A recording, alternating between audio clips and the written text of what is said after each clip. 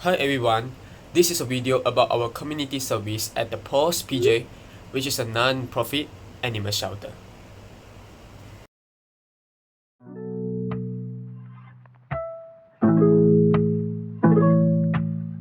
Community service is hard labor performed by a person or group of people for the benefits of their community without any form of compensation. Children, elderly people, individuals with disability, and even animals and the environment may all benefit from the community service. After numerous of meetings sessions with my team, we decided to contribute our parts towards the animal shelter. This is because currently there are few problems faced by the animal shelter. First of all, there is overpopulation of pets in the animal shelter lately. Secondly, is the financial difficulty in the animal shelter. Thirdly, is the inadequate manpower at the animal shelter. And lastly, is the limited resources at the animal shelter. The community involved is Paws Animal Welfare Society, which is an animal shelter located at PJ Selangor. It is a non-profit animal shelter since 1987, and they received the surrender of unwanted dogs and cats, which they will vaccinate, deworm, neuter, and put for adoption. All costs involved are entirely funded by the generous donation of the public, as well as from the charity events.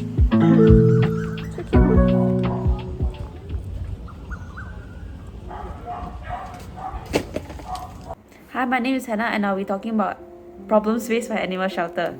So overpopulation of pets in shelter, it can be seen in Malaysia Guinea article talking about the number of surrendered and abandoned animals exceeding the number of adopted animals. New Straits Times also reported that there's a triple amount of number of abandoned dogs amidst of MCO. The Star reported a 50% increase in the number of abandoned dogs since COVID-19 began. Animal shelters are facing financial difficulties as seen by Kuala Selangor shelter. They had to use herbs to treat their animals. Organic vegetables are to be sold so that they can cover their operating expenses, even though donations are received, but it's still not enough for them. Ipoh shelter talked about running a charity event to raise funds, and those funds are needed for many things such as repair work operational expenses comprising of healthcare, spaying, neutering charges, worker salary, and so on. Besides that, Putrajaya shelter also had no money left for maintenance. Cats were released to fend for themselves because there's not enough money to care for them. Besides that, shortage of shelter and food. According to Hannah Hussein 2020, animal shelters are running out of space and food, and the biggest concern was the dwindling supply of kibbles. Constant shortage of kibbles have caused overwhelming amount of dogs and cats to go hungry.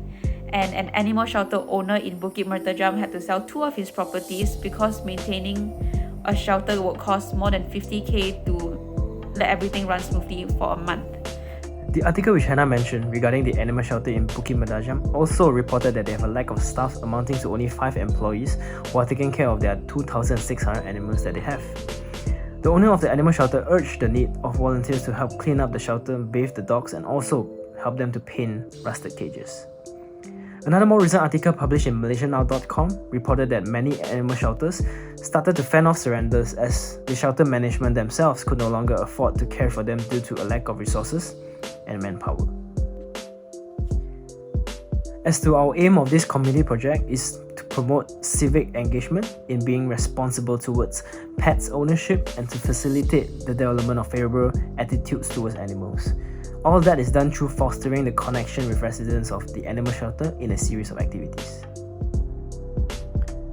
For this project, we came up with 3 objectives, and 2 of which are temporary solutions to help ease the burden and problems that they are facing. So first, we hope to reduce the burden of full-time animal shelter staffs by volunteering ourselves to help out around the place, and all that possibly through walking and bathing the dogs. We also hope to contribute in funding the animal shelter through food provision by donating them dogs and cats kibbles. Then finally, by involving ourselves in this project, we could expose ourselves to the struggles faced by animal shelter staff through having first-hand experience as a temporary volunteer or staff ourselves. This allowed us to instill the value of having compassion and empathy towards laborers of animal shelters and helpless animals, as being a physiotherapy student ourselves requires a lot of compassion and empathy towards our own patients. That's all, yeah. Next, I'll be talking about the process and workflow. And before our volunteering day, we had a few meetings and discussions. And meeting was where we met up physically, and discussion was where we discussed everything online. So for the very first meeting, there were proposed locations by our team members, and we also discussed on questions to ask when we reach out to the person in charge. We also distributed roles where each of us take a center to reach out to obtain information, and we also set a deadline for the confirmed location. For the first discussion, we called up pause and they approved, and that was where we confirmed on pause. And we also decided on the next meeting date. And for the second meeting, we decided on the interview questions that we are going to interview them during the volunteering day. We also discussed on the available tasks, as well as how does taking pictures and videos work during the volunteering day. We also discussed on donations, and we decided on dog and cat kibbles.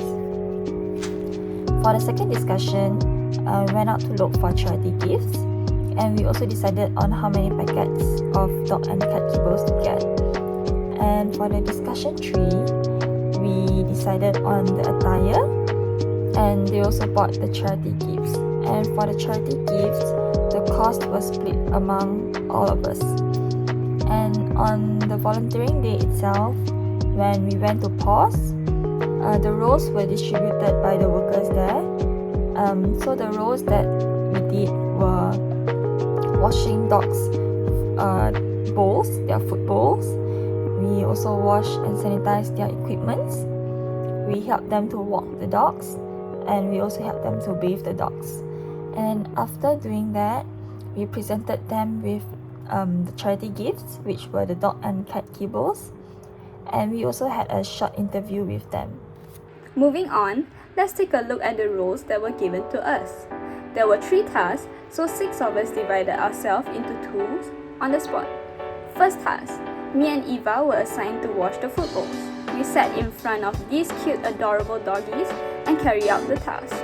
We had to dip the used bowls into a bucket of soapy water, another soapy water, and rinse it in clean water.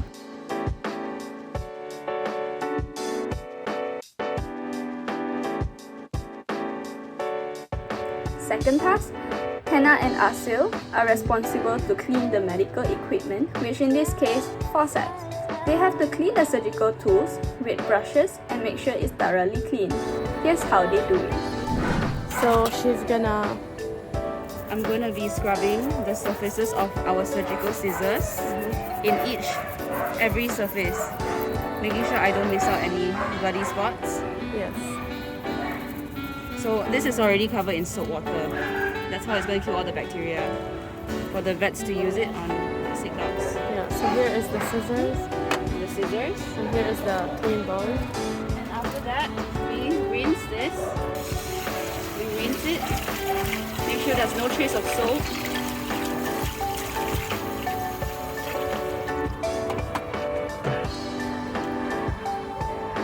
Put it in the clean bowl.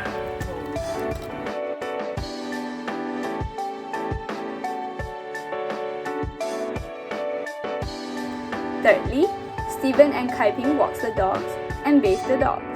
We have to make sure the dogs to have enough active playtime and pass motion well. Of course, the assigned dog walker has to pick up the stool and check for any abnormality. For example, if there is blood in the stool, we have to update to the supervisor of PAWS right away. This is to ensure the dog's health and also the safety of the pets are taken care of. After this activity, it's bathing time. Well, it's a mini chaos, but we can say we had fun in the water park along with the puppies. Later on, as task 1 and task 2 groups are done with washing and cleaning, we join Stephen and Kai Ping to walk and bathe other dogs. Coming up next, we have feedbacks. Firstly, we have asked how we did on our task.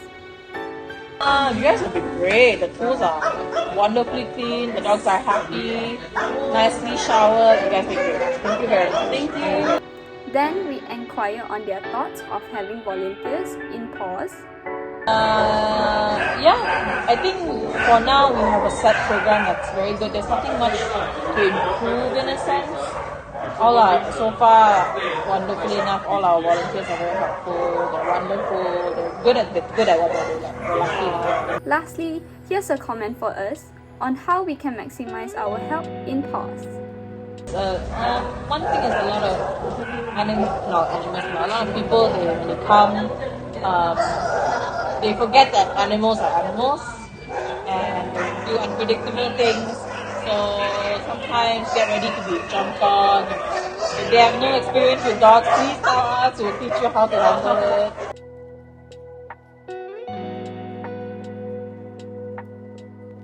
I want to talk about reflection on what we went right and wrong. So what went right, which is we managed to reduce the burden of the staff shelter, as we always wanted to help the shelter, and we managed it. So what we went wrong, which is the food we bought for the shelter, for the pets' diet, it was not suitable for them and caused them diarrhea. For the obstacles, the main obstacles we face, the animal care, which is most of us, we don't have experience or enough experience on how to take care of the shelter animals. Second obstacle, which is the time, which is the lack of time. We didn't have much time from the shelter and as we wanted to do, and it also linked to the first obstacle, which is we didn't have the sufficient time to learn how to take care of the animal fully. And for suggestions and improvements, we're supposed to ask the shelter before we got the food, which brand is suitable for them to buy it. And by volunteering, we develop new skills as well as improving and building upon our own strength. The animal shelter work can give us the value of being how to be compassionate and empathetic, because two parties were helping there.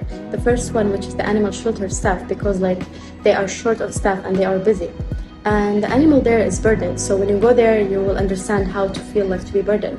That's the empathy. So for the compassionate, because we're we feel sorry for the animal and we want to help them as much as we can, because the animal there, they don't have an owner to take care and help them.